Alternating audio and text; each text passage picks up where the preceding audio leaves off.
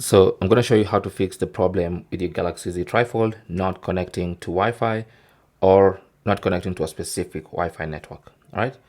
So first of all, what you need to do is close all background running apps. You might be having too many apps running in the background, which is sort of probably causing some confusion. And then next you want to go to settings. Under settings, go to connection and Wi-Fi. And you can first try turning Wi-Fi off. Give it a couple of seconds, maybe about 5 seconds, and turning it back on and seeing if that's going to fix the problem. Now, if you still have that issue, then you might want to also try and do the same to the router. So go to your router, turn it off, and then turn it back on.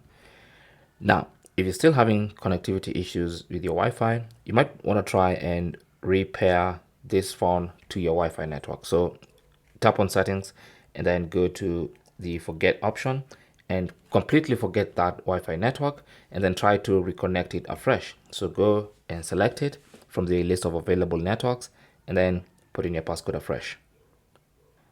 It could be that the Wi-Fi's network password has been changed, and probably because your phone is already connected to that Wi-Fi network with a different password, so it's kind of getting confused. And so repairing afresh usually fixes that problem. Okay. Now, if you're still having issues with this, then you might need to go ahead and restart your device. Okay. This could be an error with the user interface in the system, One UI. So sometimes just a soft restart will fix that problem.